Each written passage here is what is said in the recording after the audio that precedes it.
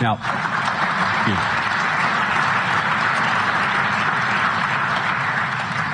I hope that's not the last bit of applause that I get, but...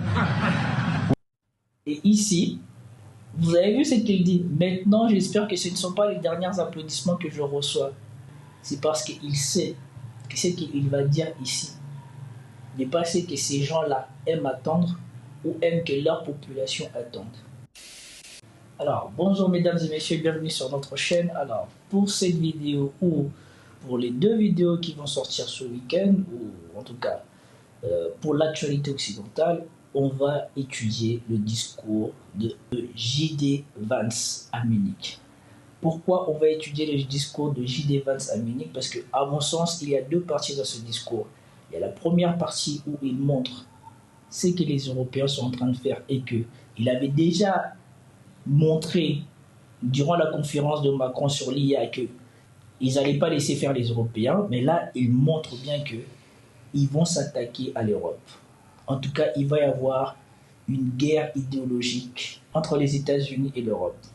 Alors, je ne veux pas en dire plus directement. Rentrons dans le vif du sujet. Commentez, likez, partagez pour me soutenir et soutenir la chaîne. Passons à la vidéo. Avant de passer à la vidéo, je pense qu'il est bien de contextualiser les choses. Moi-même, quand j'ai écouté le discours, je me suis dit qu'il était important de savoir quand même pourquoi cet homme avait les positions qu'il avait et pourquoi ce discours est important et pourquoi il montre ce que les Européens ont essayé d'étouffer en Europe depuis que des gens comme Chirac ne sont plus là.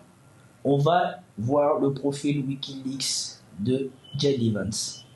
Probablement qu'il y a des choses qui ne sont pas tout à fait exactes là-dedans, mais le principal est là.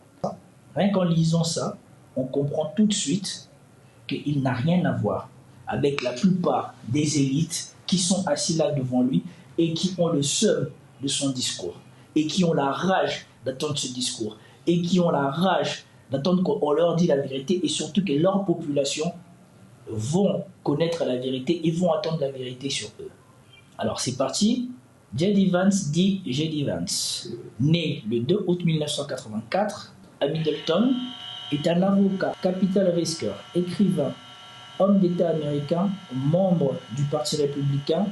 Il est le 50e vice-président des États-Unis en fonction depuis le 20 janvier 2025. D'abord militaire dans la marine, puis avocat d'affaires. Il s'est fait connaître par son autobiographie Illibili Élégie, témoignage sur son enfance dans les rues de Rose Bell. Rose Bell, qu'est-ce que c'est? Rose Bell est le surnom d'une région industrielle au nord des États-Unis. Elle est nommée jusque dans les années 1970. La Manufacturing Belt. Ce changement d'appellation est dû à l'évolution économique de la région. Celle-ci correspondait de longue date à une zone de développement industriel lourd. Lors de la guerre de sécession, lorsqu'on comparait le nord industrialisé et le sud des plantations, c'est de cette région qu'il était question. Malgré son déclin, Rose Bell réalise encore 40% de la production industrielle du pays. Elle tente avec des fortunes diverses de se reconvertir dans les nouvelles technologies. Donc il vient d'une zone industrielle importante aux États-Unis. Au sein d'une famille minée par la pauvreté, la toxicomanie, avec ce récit de l'Amérique blanche déclassée, Vance attire l'attention de la presse lors de l'élection présidentielle de 2016. Succès d'édition, le livre est adapté au cinéma en 2020 sous le titre Ode américaine. Financé par le milliardaire Peter Thiel, il rentre en politique en 2021. Donc ce qui fait dire qu'à la base, ce n'est pas un politicien. Il est rentré en politique il n'y a que 4 ans. Après avoir été opposant virulent à Donald Trump, il s'en rapproche progressivement et se fait élire en 2022, soutenu par celui-ci, sénateur de l'Ohio au Congrès des États-Unis. Durant son mandat sénatorial, Vance est décrit, regardez bien, comme néo-réactionnaire, conservateur, nationaliste, radicalisé et extrême droite, à la tête de l'aile populiste du parti. Sur le volet social, il promeut la politique très conservateur, notamment sur la famille, et revendique l'influence de la théologie catholique sur ses opinions politiques et sociales. Vance est très éloigné de l'orthodoxie économique républicaine dominante. Sur ce qui concerne les impôts, le salaire minimum, la syndicalisation, les tarifs douaniers, la politique antitrust, il s'oppose fortement à l'aide militaire américaine à l'Ukraine. Nous avons un homme qui vient de l'Amérique profonde, de anciennement la plus grande zone industrielle des États-Unis, qui a été soldat, qui est devenu avocat, qui est devenu homme d'affaires, et après qui est devenu politicien.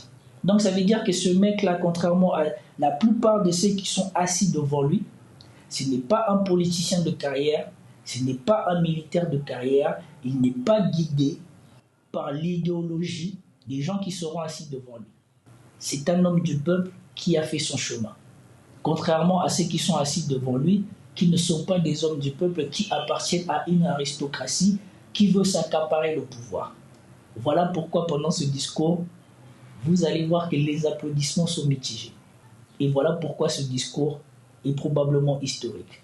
Parce que ce genre de discours n'est pas celui où est celui que nous n'attendons plus des dirigeants politiques classiques comme on en a en Europe depuis plus de 20 ans. Ou depuis 20 ans. C'est parti. Now,